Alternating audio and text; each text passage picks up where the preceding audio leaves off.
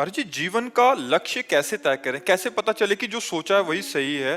जीवन में इतने उतार चढ़ाव हैं, कभी लगता है नहीं, जो हो रहा है पहले वही सही है। जीवन का लक्ष्य क्या है पहले ये तो समझिए। क्या रुपया जीवन का लक्ष्य हो सकता है?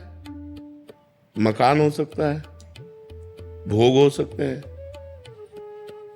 जीवन का लक्ष्य परमात्मा है। जीवन का लक्ष्य जगत नहीं है। जगत जीने के लिए है।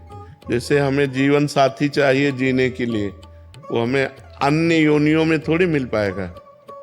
मतलब हमारा ये शरीर छूटा तो हमारा पति हमारे साथ जाएगा, ये असंभव, ऐसा हो ही नहीं सकता। रुपया बैंक बैलेंस यहीं रह जाएगा, मकान यहीं रह जाएगा, जो आपकी पढ़ाई लिखाई पद है वो यहीं रह जाएगी, विस्मृत हो जाएगी शरीर छूटते ही। तो अगर हमने ये सब लक्ष्य बनाया तो परिणाम में तो सब व्यर्थ ही गया ना। परिणाम में तो कुछ हाथ नहीं लगा। अगर हमने परमात्मा को लक्ष्य बनाया और जीने का ढंग ये बना लिया तो बढ़िया हो जाएगा। हम भगवान का नाम जप करते हुए अपने पति में परमात्मा को देखें, अपने पुत्र में परमात्मा को देखें, समाज में परमात्मा को देखें, अच्छा व्यवहार करें। जो हमें पद मिला है, जो हमें धर्म मिला है, जैसे आप किसी की बहन है, आप किसी की पत्नी है, शादी ना हुई हो तो हम भागवतिक भाव फिर स्वीकार करके ब्रह्मचर्य से भगवान से अपना संबंध माने। भगवान को हम पुत्र मान सकते हैं, भगवान को हम पिता मान सकते हैं, भगवान को हम माँ मान सकते हैं। भगवान ही तो दुर्गा रूप में है। भगवान को हम अपना पति मान सकते हैं। जो संबंध चाहो भगवान से कर सकते हो।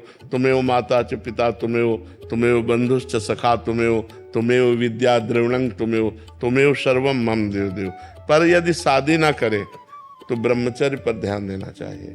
फिर इधर उधर गंदी बातें अगर मन में रही तो फिर वो लक्ष्य नहीं बना पाएगा। भले सन्यासी वेश ना हो, लेकिन अंदर से संयम, नियम, पवित्रता, ब्रह्मचर्य, तो वो परमात्मा का लक्ष्य बन जाएगा। या तो गृहस्थ धर्म से चले तो परमात्मा का लक्ष्य बन जाएगा, या विरक्त धर्म। दो ही धर्म है हमारे यहाँ प्रगट में, निवृत्ति धर्म और प्रवृत्ति धर्म। प्रवृत्ति धर्म गृहस्थ और निवृत्ति धर्म विरक्त। तो यदि हम ब्याह ना करें तो हम गृहस्थ धर्म में नहीं गए, तो हम आजीवन ब्रह्मचर्य का नियम लें।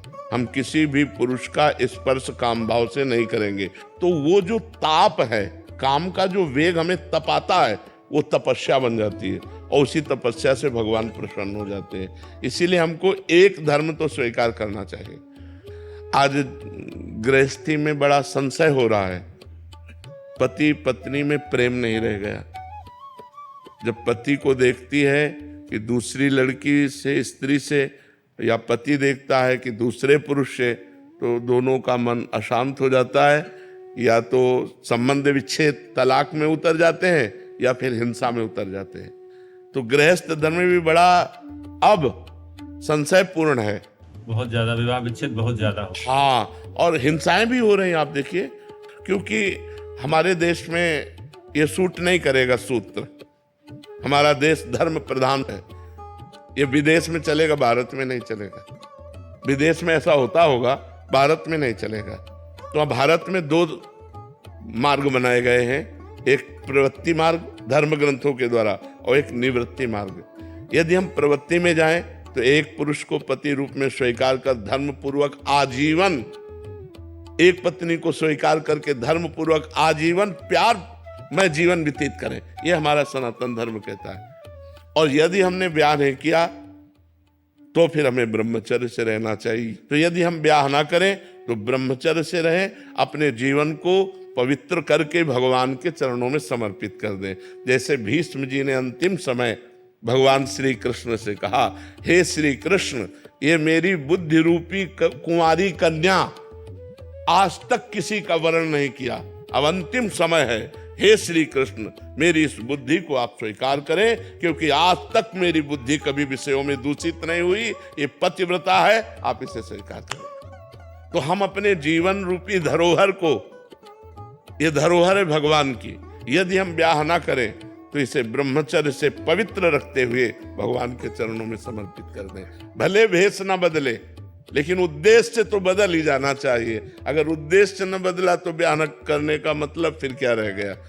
ना आप गृहस्थी रह गए ना आप विरक्ति रह गए, तो ना इधर के ना उधर के, दोनों तरह से चले गए। गृहस्थी में कम से कम एक धर्म का पालन, विरक्ति में अपने धर्म का पालन। तो